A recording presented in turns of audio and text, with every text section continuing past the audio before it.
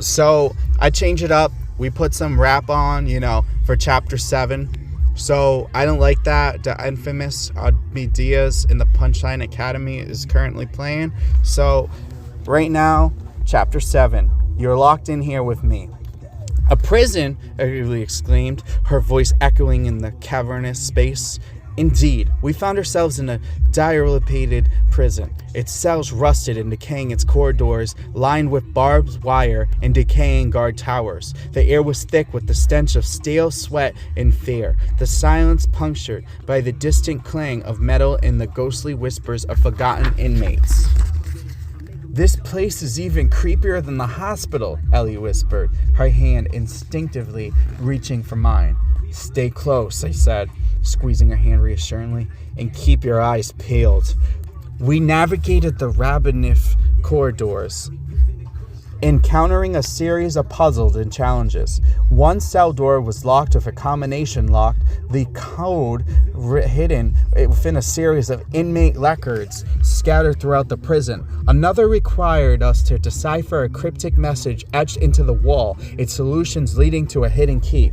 Along the way, we battled grotesque creatures that resembled monstrous wardens and deformed inmates, their twisted forms a testament to the prison's dark history. Each encounter was a struggle, a test of our own strength and resilience. These things are relentless, Ellie gasped, catching her breath after a particularly brutal encounter. They feed on fear and despair, I explained.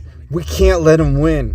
We pressed on our determination, fueled by our shared purpose and the bond that had formed between us. We explored every cell, solved every puzzle, and faced every challenge with unwavering courage.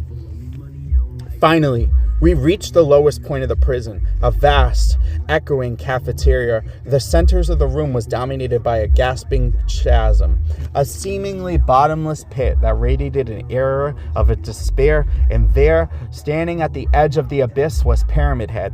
He's waiting for us, Ellie said, her voice a mix of fear and determination. That is it, I replied, gripping my weapons tightly. The final showdown. Pyramid Head charged his spear and butchered knife, flashing into the dim light.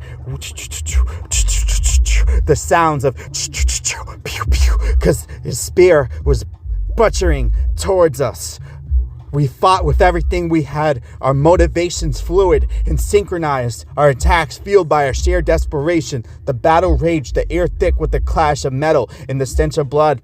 But in the end, we prevailed with a final desperate blow. Ali's crowbar connected with Pyramid Head's helmet, sending him tumbling into the bottomless pit. A wave of relief washed over us as his monstrous form disappeared into the darkness. As Pyramid Head's presence vanished, a bright light flooded into the prison, banishing the shadows and revealing the true nature of the Silent Hill Historical Society. The once grim and oppressive space was now bathed in a warm, inviting glow. We made our way back to the surface. The prison's darkness resurfaced, replaced by a sense of peace and accomplishment was our feelings. As we stepped into the light, the stars twinkled overhead, a reminder of the world beyond Silent Hill's twisted reality.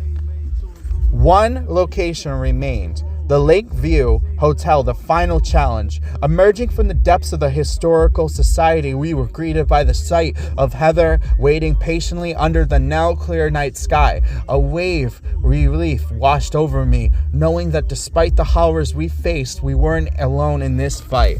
You're back, she said, her voice a mix of release and admiration. And the Historical Society is cleansed. Yeah, I replied, exhaustion tugging at my limbs. It seems Pyramid Head has a thing for basements. Ellie chuckled, a tired but genuine sound. He certainly knows how to make an entrance. Heather smiled. A rare sight in this desolate town. You two are quite the same team. I knew you could do it. Thanks to you, Ellie said, her voice sincere. We couldn't have done it without your help. Heather nodded, her gaze shifting towards the east. One location remains, she said, pointing towards the distant shoreline. The Lakeview Hotel. It sits on a small island, accessible only by boat. She marked a location on her map, labeled Silent Hill Docks. You'll find a rowboat there, she explained. It's the only way to reach the hotel. Thank you, Heather, I said, gratitude filling my voice for everything. Be careful, she warned, her eyes filled with concern. The Lakeview Hotel is the heart of Silent Hill's darkness. It's where all began. With a final nod, she vanished into the shadows, leaving us to face the final leg of our journey. The walk to the Silent Hill docks was a burr of exhaustion and determination. Dawn broke as we reached the desolate shoreline, casting a pale light over the choppy waters. The docks were a decaying testament to the town's forgotten past, the wooden planks creaking ominously under our weight. A lone rowboat bobbed gently in the water, its paint paling, its oars worn. We climbed aboard, the exhaustion gnawing at our bones, but we knew we couldn't stop now. The fate of Silent Hill, and perhaps our own, rested on our ability to conquer the darkness that awaited us at the Lakeview Hotel. With a deep breath, I gripped the oars and began to row. Ellie's steady presence beside me, a source of strength and comfort. The islands loomed in the distance, its silhouette a dark stain against the brightening sky. The final battle was upon us. The gentle rocking of the rowboat and the rhythmic splash of oars against the water created an almost meditative rhythm. As we journeyed through the Lakeview Hotel, the island shroud its mist gradually revealed itself as we drew closer. A solitary lighthouse stood sentinel at the edge of the island, its beam cutting through the fog and guiding us towards our destination. It's like something out of a horror movie, Ellie murmured, her gaze fixed on the looming silhouette on the hotel. It's the heart of Silent Hill, I replied. This is where my darkness is strongest.